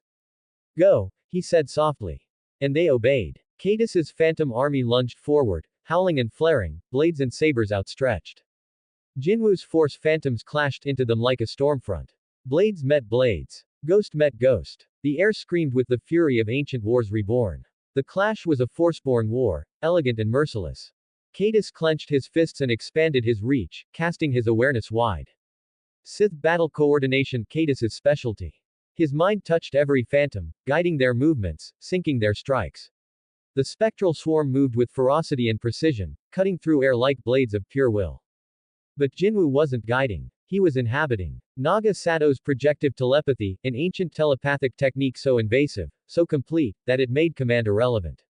Jinwu was not above his phantoms. He was them. Each movement they made was his own. Their counters, their feints, their aggression, it was all his singular mind stretched across 100 burning silhouettes. They fight through Cadus's army like living flame. Blades met air. Arms were severed. Specters dissolved under black-blue pressure. Cadus's eyes narrowed. He's winning. His phantoms were falling faster now, overwhelmed by Jinwu's ghost armies. TCH. If he'd pulled those twin daggers again, this would have ended already. Lucky he hasn't. And so, he moved. The white current shimmered around him, force distortion masking his motion. A short-range blink, faster than a dash, quieter than teleportation. The air barely shifted before he was right in front of Jinwu, red saber raised high. White current warped the world around him. With a flash of cloaked motion, he reappeared directly in front of Jinwoo, his red lightsaber already midswing. The black blade of Jinwoo's Vectivus lightsaber clashed it in a shower of sparks. Cadus snarled and followed with his Tonto lightsaber, a smaller, quicker weapon designed for offhand precision kills. He slashed straight for Jinwoo's head. The blade halted caught between one of Jinwoo's fingers. Cadus blinked in stunned disbelief. Is this a joke? He blocked my saber with one finger. The force itself recoiled. The air tightened. Cadus clenched his jaw. Last chance. He growled, voice low, half defiant, half desperate. What the fuck are you? Jinwoo's answer came with a smile. He reached forward, grabbed Cadus's wrist, and, slam. One motion. No effort. The Sith Lord was ripped from the air and smashed into the cracked floor like a sack of bones. The ground howled as it cratered beneath them. Cadus gasped, body limp, vision spinning. And Jinwoo leaned in, whispering with the weight of certainty. Something 100 times worse than any Sith. If Celeste Morn were here, she'd agree. For a second, Cadus didn't move. Then, he smiled. Good, he muttered. Because I'm not like Sidious. In a single brutal motion, Cadus slashed off his own left arm, the one still caught in Jinwoo's grip, using his red lightsaber. The limb fell limp between Jinwoo's fingers. Cadus floated back with the force, body levitating roughly 10 meters away. My force lightning's useless. He shrugs it off like static, Cadus thought, hovering midair. And my strength isn't enough to match him either. Then there's no point holding back. No more tactics. No more thinking. I go berserk. He roared. The air trembled. The dark side exploded around him. Cadus's body twisted, bulging with power. Crimson energy wrapped around his severed stump, forming a spectral, force-forged limb, glowing red with pulsing veins of black. His entire form ignited in a shroud of writhing green lightning, pure hatred made visible. His breath came heavier. The red blade of his lightsaber groaned, its hum deepening as it extended longer, unstable, volatile, alive. And Jinwoo. He just shifted into stance, one hand lowered, one behind him. A small, pleased grin pulling at the corner of his lips. Force and rage, he thought calmly, watching Cadus spiral into madness. Just like Galen Merrick from Force Unleashed 2. He's putting everything he's got into this now. Good. Cadus vanished in a green streak of light and thunder. He lunged at Jinwoo, aiming to stab straight through his skull. Clang. The blow was intercepted. Jinwoo blocked it with his black-bladed Vectivus lightsaber, holding it like a dagger, catching the edge at an upward tilt. Cadus's eyes widened for a blink, then he spun into a saber whirlwind. And then, chaos. 100 clashes. In 5 seconds. Shockwaves shattered the floor. Debris spun around them like they were inside a hurricane made of motion, hatred, and force. Cadus unleashed everything, every lightsaber form, every bit of technique and brutality the Sith had ever burned into him. Form 2. Makashi. Precision refined to the molecular level. Cadus's blade flicked, lunged, and needled in, aiming for the joints, the gaps, the slivers between defense. His footwork was surgical, the point of his saber always just where it needed to be. But Jinwoo parried them all with micro-movements. The dagger-length Vectivus blade shifted and twisted, intercepting with flawless timing. He didn't block. He redirected, turned every stab into air. Form IV, Ataru. Acrobatics ignited. Cadus leapt, spun, flipped through shattered columns and falling debris. He struck from above, rebounded off walls, angled his blade in curves that should have been impossible. Each motion was death in motion, a whirlwind of limbs and lightsaber. Jinwoo's cloak fluttered, untouched. He slid between strikes. His blade met each flip mid-air, stopping sabers with no momentum wasted. His boots barely touched the ground, yet never lost footing. Each step was clean. Absolute. Form V. Gem So. Power incarnate. Cadus landed with a scream and swung downward, using 2 hands, pouring everything into raw destructive force. His attacks shattered what was left of the ground. Every strike meant to crush Jinwoo's defense like a hammer to glass. Clang. Crack. Screech. Jinwoo absorbed them with ease, not budging an inch. He let the power pass through his body, through the blade, into the floor. Every time Cadus struck harder, Jinwoo just smirked. Form 7. Juyo. The embodiment of the Sith. Wild. Unpredictable. Vicious.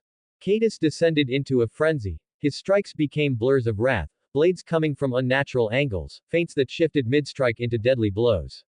He screamed. He howled. His movement was no longer technical, it was instinct, savagery, bloodlust. But Jinwoo was dancing. Every strike was matched with elegant motion. His blade whispered through the air like a phantom. He weaved through Juyo without ever losing rhythm. His body twisted and arched like shadows moving through water. And Cadus was losing it. He used Force Repulse, a concussive blast of energy to throw Jinwoo back. Jinwoo slid a few meters, his boots grinding, eyes still locked on him. Force Scream. Cadus howled, and the very air shattered with sonic rage. Jinwoo walked through it. Did he just equalize me in speed as well? Cadus's thoughts screamed over the symphony of blades. How does he manage to grow this powerful? He roared. Forced more dark side into his veins. His force and rage now overclocked, his very cells boiling. His eyes turned bright orange, glowing like twin suns of hatred, veins crawling up the corners. His spectral arm cracked with power, lightning snapping along his back. But Jinwoo didn't even blink. His grin widened, calm and cruel. His eyes, no longer just glowing, shone, bright and deep purple. Another piece, the Shadow Monarch stirred. The floor beneath Jinwoo withered into black ash, and a low rumble groaned across the entire plane. The Vergence Arena, the simulated space within the green Sith holocron, reality twisted by Cadus's force constructs, cracked. Literally. The walls groaned as space fractured. Thin green fissures ran through the air itself, humming with warped data and broken illusion. One of the stone monoliths suspended high above shattered, raining debris. A long, spider-webbed fracture tore through the sky. And Cadus. He screamed once more and dove deeper. White current. The ancient technique long hidden by Falanasi mystics. The illusion of non-existence. A perfect blend of silence and velocity. He fused it with force and rage. His body blurred into a streak of blinding light green lightning, and vanished. And for a moment, it was like he had become light itself. He broke the sound barrier without a sound. He bent light. Time warped around him as he reached speed of light.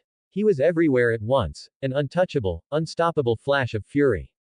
But Jinwoo, he simply had. More of the Shadow Monarch's power slipped through his body. His Vectivus lightsaber darkened. The blade, already pitch black, shifted further, taking on a dense violet core. It grew longer, sharper, no longer just a saber, but a monarch's fangs. And then, they clashed. Again. And again. And again. In 30 seconds, reality shredded. Each movement was no longer visible. Only the streaks. A brilliant light green bolt, Cadus. A vicious black-violet arc, Jinwoo. They tore across the battlefield like gods dueling at the edge of time. Their strikes shattered monoliths, cracked the sky, tore deep canyons into the arena's foundation. The holocron-generated space flickered and glitched, unable to process the speed, the violence, the pressure. Color inverted. Their blades met thousands of times in moments, sending out pulses that annihilated every physical structure still standing. The artificial sun in the sky cracked, splitting into twin, inverted orbs of green static. The cracked ceiling above, virtual though it was, glowed with jagged scars of raw code and cosmic stress. Jinwoo and Cadus, two forces of nature, colliding in full. But then, there was a moment. Just one. And in that moment, Cadus hesitated. He only wants to clash blades, he assumed, push this into a contest of technique and speed. It was his mistake. In their final streak of speed of light clashes, the last two, Jinwoo met Cadus's lightsaber, blocked it. And then let go of his own Vectivus lightsaber. That grin never left his face. Without warning, Jinwoo moved his body, not as a swordsman, but as a hunter, his fist blurred. Then, wham, wham, wham, wham, wham, wham. 100 punches detonated across Cadus's body, his ribs, chest, arms, skull, all struck simultaneously. The air bent from the impact, his body jerking from the sheer delay in registering the blows. Invisible fists. Delayed afterimages. Pure devastation. His mouth opened in raw agony. HRRRRAAAAAAHHHHHHHHHHHH. Cadus screamed, his voice echoing across the breaking arena. But he didn't fall. Instead, he pushed back. In the instant of that final impact, he twisted his own body. Using Jinwoo's momentum, he caught Jinwoo's neck in a brutal grip with his bare, spectral enhanced hand. Lightning surged around his arm, locking the hold like a vice. With a brutal roar, Cadus pinned Jinwoo, slamming him backfirst into a floating chunk of monolith. He yanked his own red lightsaber to his remaining hand and drove it forward, now an inch from Jinwoo's glowing purple eye. The energy blade hummed like a beast ready to bite. And Jinwoo, still smiling, still calm. A voice echoed, one that belonged to who he used to be. S-rank hunter, skill, mutilation. Cadus didn't understand what that meant. Until it happened. Suddenly, ribbons of slashing darkness danced around Cadus's body, moving faster than sound, faster than light. He didn't feel the pain at first, only the pressure, like dozens of microblades crawling under his skin. Then, SHRRAKKK, SKKRRRNNCH. His right arm was severed at the shoulder. His right leg was shredded at the knee. Then his left knee cracked, then the thigh. All in a chain of rapid-fire cuts, too fast to block, too violent to process. His body hit the ground in a collapse of red and sparks. And yet, Cadus did not fall apart. Driven purely by instinct, he held and pulled every last ounce of the force inside him, commanding his severed limbs back to him, not to heal, but to temporarily reconstruct. Green lightning webbed over his skin, binding bone to muscle, muscle to vein, tissue to will. He pushed himself up, breathing ragged, mouth snarling, and flung himself backward, retreating 10 meters, creating distance between them. Support me on Patreon.com, Xander 11111, Extra 10 Chapter.